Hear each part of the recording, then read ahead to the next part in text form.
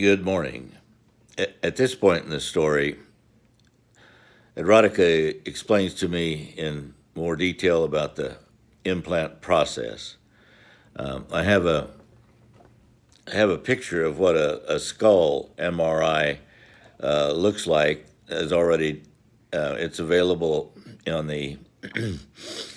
I'll try to send a link to it later on. You can see, but in the airplane, the skull cap MRI is consolidated inside of a football helmet-looking apparatus. That's to provide some direction for the injected nanobots.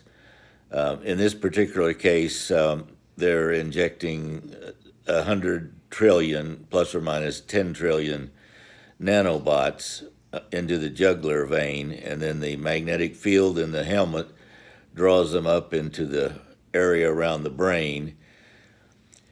And then the nanobots work this way. It's a 7-molecule nanobot, and one of the molecules is ferromagnetic, so it responds in 3 dimensions that's set up structurally so that it has a forward and backward, a left to right, and up and down orientation. So depending on how the magnetic fields are applied or focused, they can direct a concentration to various parts of the brain, particularly the amygdala, that is known as the seat of memories, where memories are begun.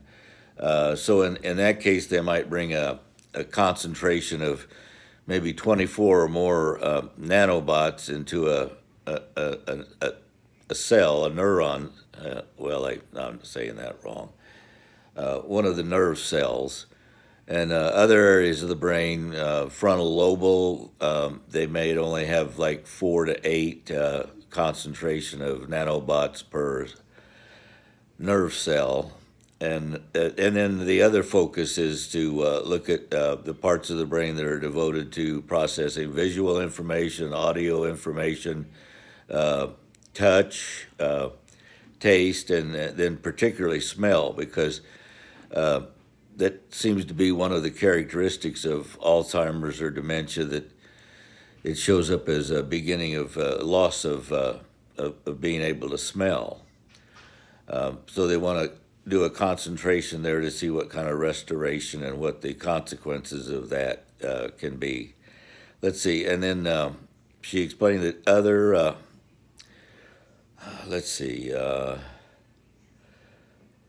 the other 2, there's 7. One is the magnetic that provides the ability for the MRI magnetic fields to bring certain concentrations or cloud densities of nanobots to different areas in the brain. And then another molecule is devoted to increasing the electrical conductivity between the the chemical electroconductivity between the synapses. Thank you, synapses. And then the other one is directed towards.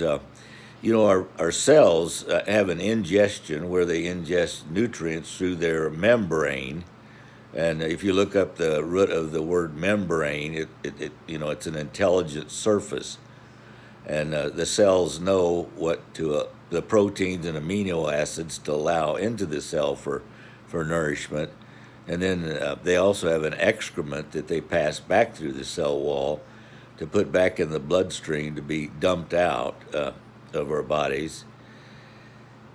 So the third molecule is devoted to enhancing that cellular membrane transmission of nutrients in and excrements out. And then I think I'll get into the function of the other 4 a little bit later, because that electronic, you can think about it as electronic medicine. Maybe it's a good time to talk about mRNA, because one of the remaining 4 molecules is dedicated to getting into the cell nucleus and becoming part of that DNA coding. because a lot of Alzheimer's or other forms of dementia or brain disorders seem to be genetically passed on, or defects in the chromosomes. Uh, and anyway, so Erotica and Al go out to dinner every night, and that's an experience. So the next morning, when Erotica comes back and they have breakfast together, she'll have a conversation, a casual conversation, asking Al, well, what did you think of the restaurant? You remember where it was, how to get there? What did the restaurant smell like? Getting smells involved.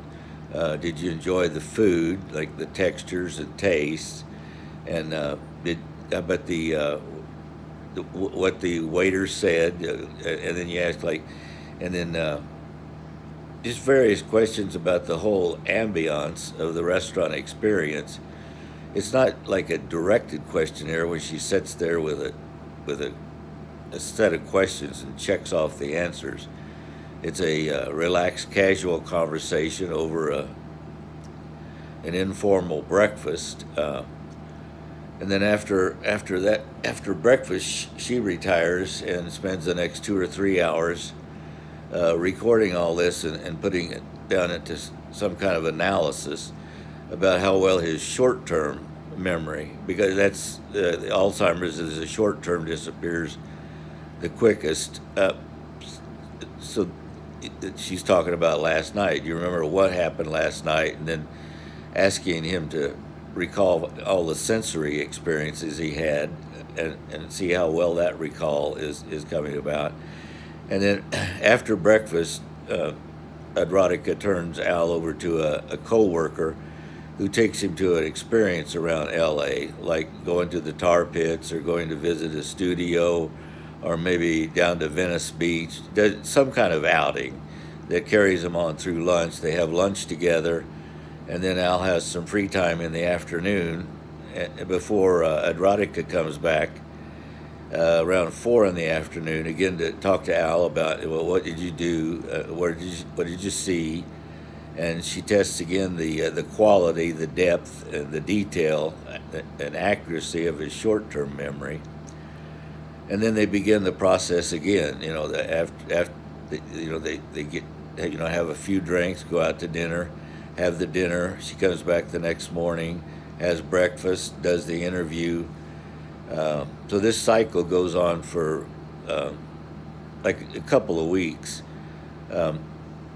She said Al's the 13th candidate, and they're planning a total study of 24 candidates, 12 men and 12 women.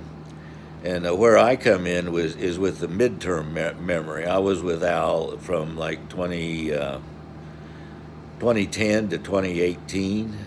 So the things I can bring to bear from that time period in his life, she can do tests for the same accuracy, detail, specifics. And then she also usually gets a high school yearbook, and when, in the mornings after breakfast, she can sit down with Al and go through the pictures in the yearbook, and then she can make an assessment of the long-term memory, which I think everybody knows that when the old folks get older and older, it's the long-term memory that seems to be most available. Midterm, not so much, and short-term, they can't remember what they had for their last, a meal a couple hours ago. So, anyway, that's a in-depth explanation of what's going on right now. So, thanks for tuning in, staying up with the story, and leave your comments and feedbacks. Really appreciate that. Thank you very much. Bye-bye.